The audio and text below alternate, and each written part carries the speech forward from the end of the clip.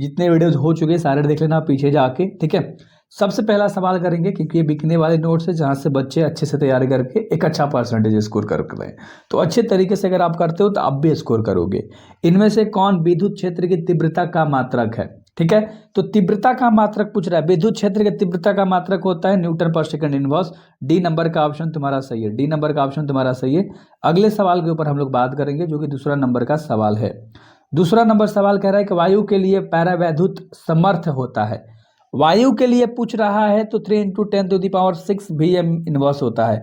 अच्छे से याद रखना, ए नंबर का ऑप्शन सही है, 3 × 10⁶ VM इनवर्स।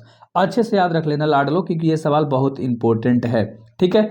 अगले सवाल के ऊपर हम लोग बात करेंगे जो कि तीसरा नंबर का सवाल है, ठीक है। और तीसरा नंबर सवाल देखने वाले हैं। तीसरा नंबर सवाल क्या कह रहा है, स्थिर विद्युत क्षेत्र होता है, स्थिर विद्युत क्षेत्र होता है संरक्षी। ये तो हर बच्चे को पता है कि कंजर्वेशन होता है स्टैटिक इलेक्ट्रिक फील्ड, ठीक है। तो एक एक पॉइंट अच्छे से करेंगे। ए नंबर का ऑप्शन सही है। और 3 सवाल किया, तीनों सवाल आपको याद होगा नहीं है, याद कर लेना। बार बार बोल रहा हूँ, VVI सवाल है, रिक्वेस्ट कर रहा हूँ, ठीक है। अगला सवाल है जो कि 4 नंबर का सवाल है कि यदि किसी खोखले गोलीय चालक को घनावेशित किया जाए तो उसके भीतर का विभव होगा यूनिफॉर्म, अच्छे से रखना, धनात्मक और समरूप होगा। तो बी नंबर का ऑप्शन सही है, अच्छे तरीके से याद रखना, ठीक है जी।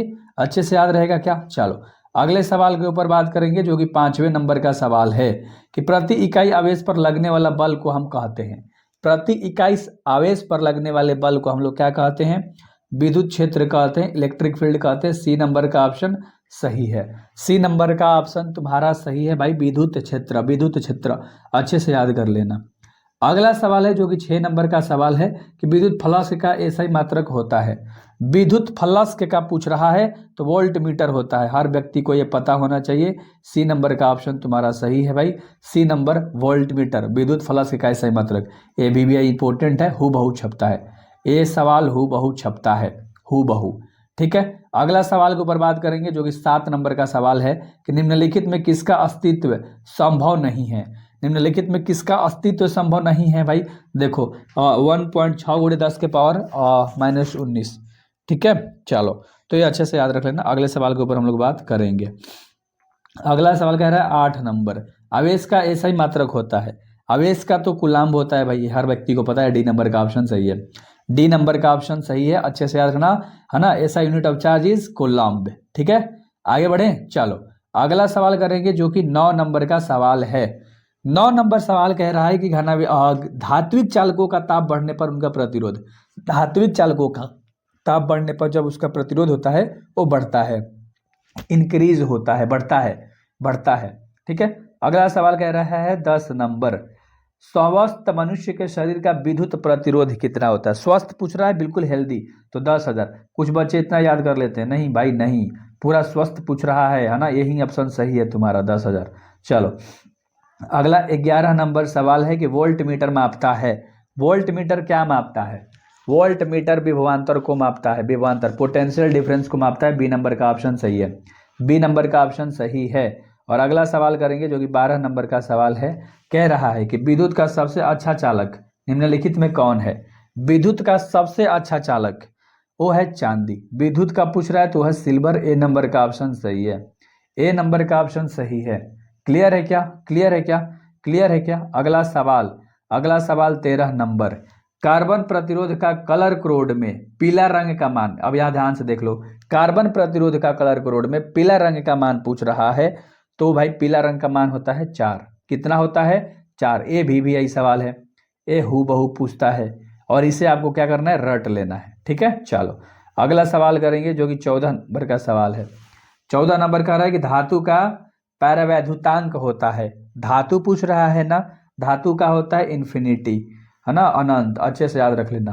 क्लियर है क्या, क्लियर है क्या, क्लियर है क्या। चलो आगे सवाल करेंगे जो कि 15 नंबर का सवाल है। 15 नंबर सवाल कह रहा है कि वांडी ग्राफ जनित्र एक ऐसी युक्ति है जो उत्पन्न करती है, वो क्या उत्पन्न करती है, उत्पन्न करती है उच्च वोल्टता, हाई वोल्टेज। सी नंबर का ऑप्शन सही है, वो क्या उत्पन्न करती है, उच्च वोल्टता उत्पन्न करती है। वांडी ग्राफ जनित्र एक ऐसी युक्ति है जो कि उत्पन्न करती है उच्च वोल्टता, बहुत बढ़िया। अगला 16 नंबर सवाल करेंगे, कह रहा है कि विद्युत धारिता का मात्रक है। विद्युत धारिता का जो मात्रक होता है वो फैराडे होता है। क्या होता है? फैराडे। बहुत बढ़िया, सी नंबर ऑप्शन सही है। सवाल तो VVI है, ये सवाल VVI है। अगला सवाल करेंगे जो कि 17 नंबर का सवाल है। विभव प्रवणता बराबर होता है, विभव प्रवणता बराबर होता है, विभव प्रवणता बराबर होता है dV/dx के। dV/dx ऐसे भी देता है, dV/dx, याद रख लेना। सी नंबर ऑप्शन सही है और ये सवाल हूबहू आपके एग्जाम में पूछता है। चलो चलो अगला सवाल करेंगे जो कि 18 नंबर का सवाल है। किरचॉफ का द्वितीय नियम किसके संरक्षण पर आधारित है? किरचॉफ का पूछ रहा है तो ऊर्जा पर, सी नंबर का ऑप्शन सही है, ऊर्जा पर। ठीक है, एनर्जी पर, अच्छे से याद रख लेना, ठीक ना। अगला 19 नंबर सवाल है। आवेश का पृष्ठ घनत्व का मात्रक होता है, आवेश के पृष्ठ घनत्व का जो मात्रक होता है वो सेंटीमीटर-2 होता है स्क्वायर में। अच्छे से माइनस वाला याद रख लेना। आगे बढ़ते हैं। चलो अगला सवाल करेंगे जो कि 20 नंबर का सवाल है। किस कारण वायु का बुलबुला पानी के अंदर चमकता दिखाई देता है? कौन सा ऐसा कारण है जिससे वायु का जो बुलबुला है पानी के अंदर चमकता हुआ दिखाई देता है? तो वह है पूर्ण आंतरिक परावर्तन। सी नंबर का ऑप्शन सही है, सी नंबर का ऑप्शन सही है, total internal reflection, total internal reflection. अगला सवाल है 21 नंबर सवाल करेंगे कि किसी भी प्रिज्म का वर्ण विक्षेपण क्षमता निर्भर करती है। तो किसी भी प्रिज्म की जो वर्ण विक्षेपण क्षमता है वो निर्भर करती है प्रिज्म के पदार्थ की प्रकृति पर। बी नंबर का ऑप्शन सही है ना, nature of the material of the prism. तो ये सवाल अच्छे से भाई रट लेना, मैं तो बोलूँगा। अगर याद है तो बहुत बढ़िया है, नहीं याद है तो बहुत खराब है, याद कर ही लेना। एंड अगला सवाल 22 नंबर, जल को कीटाणु रहित करने के लिए उपयुक्त है। जल को कीटाणु रहित करने के लिए जो उपयुक्त है लाडलो, वो है पाराबैंगनी विकिरण, जिसको हम अल्ट्रा वायलेट रेडिएशन बोलते हैं, रेडिएशन। ठीक है, तो बी नंबर ऑप्शन सही है, अल्ट्रा वायलेट रेडिएशन। अगला सवाल है जो कि 23 नंबर सवाल है कि निम्नलिखित में किस तरंग की तरंग दैर्घ्य न्यूनतम होती है, यानी कम होती है? तो होती है वाई किरणें की, है ना, ए वाई किरणें। सी नंबर का ऑप्शन सही है, सी नंबर का ऑप्शन VVI है ना, अच्छे से याद रख लेना। अगला सवाल करेंगे जो कि 24 नंबर का सवाल है। विद्युत चुंबकीय तरंगे की प्रकृति होती है, विद्युत चुंबकीय तरंगे की जो प्रकृति होती है वो क्या होती है लाडलो? अनुप्रस्थ होती है ना, जिसको हम बोलते हैं ट्रांसवर्स। ए नंबर का ऑप्शन सही है। अगला सवाल करने वाले हैं जो कि 25 नंबर का सवाल है कि आवेश के सतह प्रवाह को क्या कहते हैं? आवेश के सतह प्रवाह को विद्युत धारा कहते हैं। बी नंबर का ऑप्शन सही है।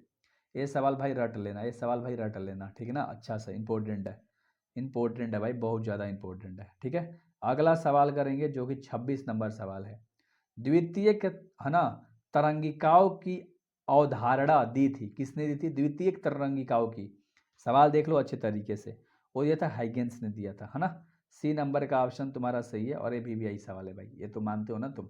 ये देखोगे पीछे भी आ रखा है ये सवाल, तो इसलिए इम्पोर्टेंट है। और अगला सवाल है 27 नंबर। 27 नंबर सवाल कह रहा है कि जब प्रकाश एक माध्यम से दूसरे माध्यम में प्रवेश करती है तो कौन सी राशि परिवर्तित नहीं होती है? तो राशि होती है आवृत्ति, जिसको हम बोलते हैं फ्रीक्वेंसी। ठीक है, तो बी नंबर ऑप्शन सही है। अच्छे से ये सवाल देख लो, अच्छे से देख लिया क्या? आगे बढ़ते हैं, 28 नंबर सवाल करेंगे। 28 नंबर सवाल कह रहा है कि किस रंग का तरंग दैर्घ्य सबसे कम होता है? अब यहाँ रंग की बात कर रहा है तो बैगनी भाई सबसे कम होता है। ए नंबर ऑप्शन याद रख लेना। ठीक है, क्लियर है क्या? क्लियर है, आगे बढ़ते हैं। अगला सवाल करने वाले हैं जो कि 29 नंबर का सवाल है कि एक पूरे चक्र में प्रत्यावर्ती धारा का माध्य माना जाता है या माध्य होता है, तो इसका जो राइट आंसर हो जाएगा वो हो जाए 0, है ना। ए नंबर का ऑप्शन तुम्हारा सही है, 0 होगा। अगला सवाल के ऊपर बात करेंगे जो कि 30 नंबर का सवाल है। प्रत्यावर्ती धारा निम्न में से कौन सा प्रवाह प्रदर्शित करती है? तो प्रवाह जो है वो ऊष्मीय प्रदर्शित करती है, इसको थर्मल बोलते हैं। क्लियर है क्या? बी नंबर ऑप्शन सही है। दो चालकों के बीच आवेश के वितरण से होने वाले ऊर्जा की हानि निर्भर करती है।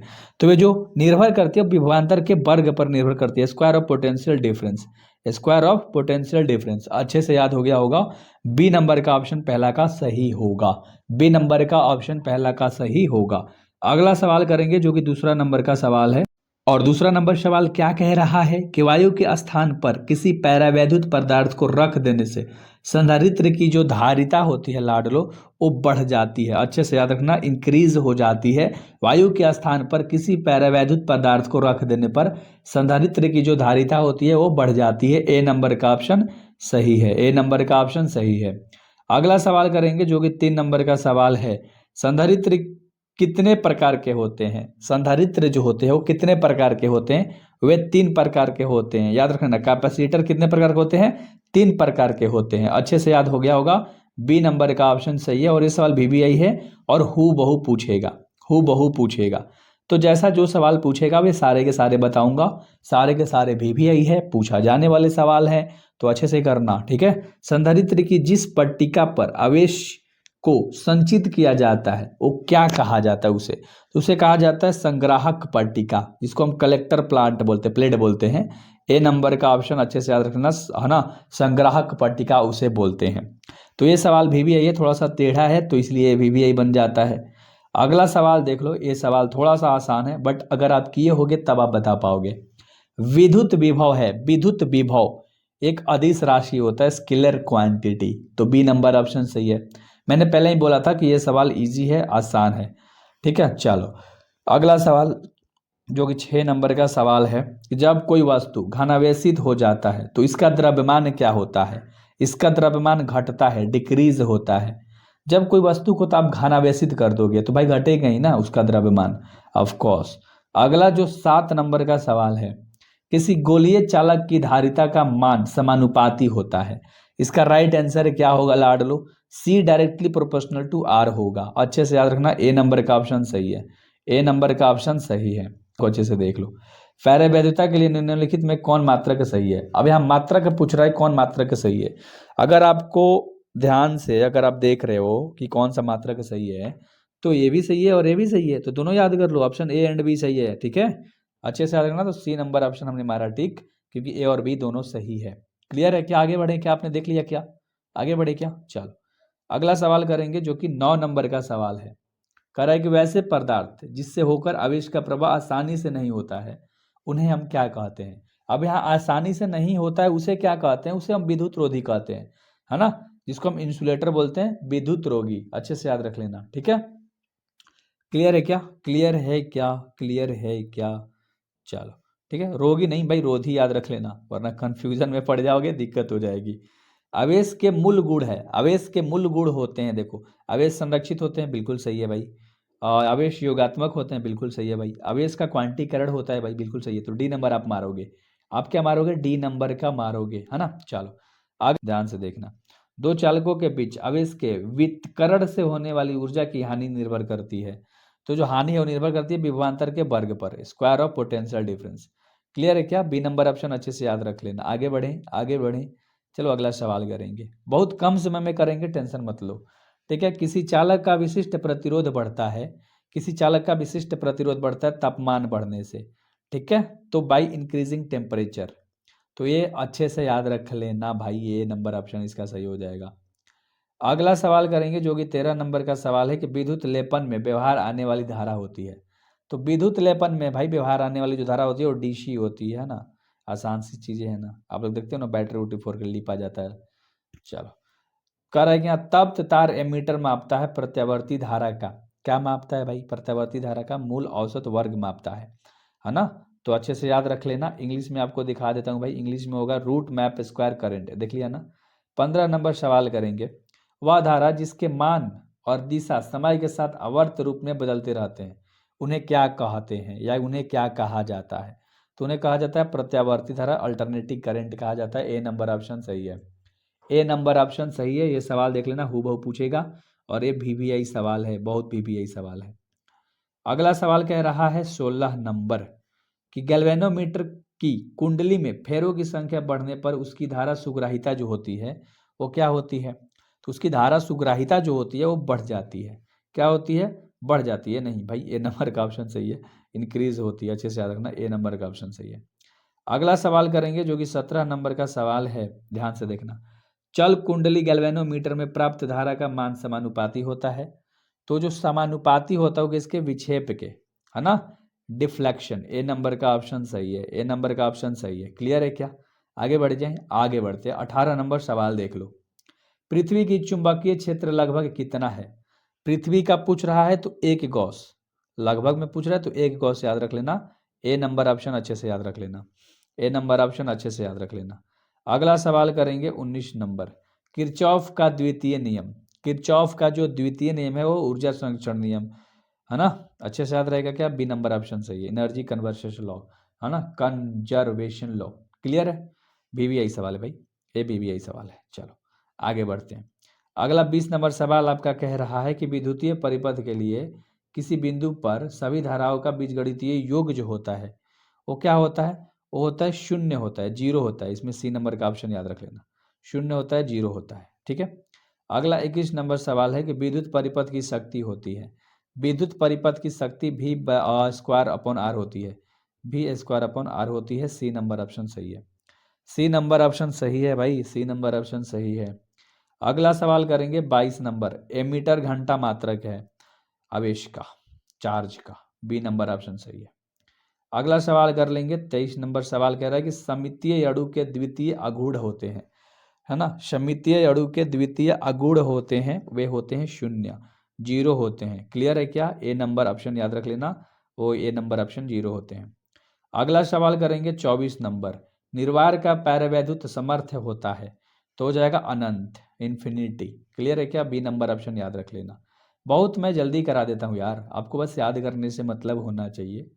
जब प्रकाश कांच में प्रवेश करती है तो इसका तरंग दर, जब प्रकाश कांच में प्रवेश करती है तो इसका तरंग दर घटता है, ए नंबर का ऑप्शन सही है, ए नंबर का ऑप्शन सही है। और आगे सवाल करेंगे जो कि 26 नंबर सवाल है, इंद्रधनुष बनने का कारण, इंद्रधनुष बनने का कारण वर्ण विक्षेपण होता है जिसको डिस्पर्जन ऑफ कलर बोलते हैं, है ना। तो बी नंबर ऑप्शन अच्छे से याद रख लेना, ये सवाल भी यही है, ये सवाल भी यही है। और अगला सवाल करेंगे 27 नंबर, 10 सेंटीमीटर फोकस दूरी के उत्तल लेंस की क्षमता होगी, 10 सेंटीमीटर फोकस दूरी के उत्तल लेंस की जो क्षमता होगी वह क्षमता होगी +10 डायोप्टर, है ना। तो बी नंबर का ऑप्शन सही है, क्लियर है क्या, बी नंबर का ऑप्शन सही है, क्लियर है क्या। आगे हम लोग करने वाले हैं जो कि 28 नंबर का सवाल है।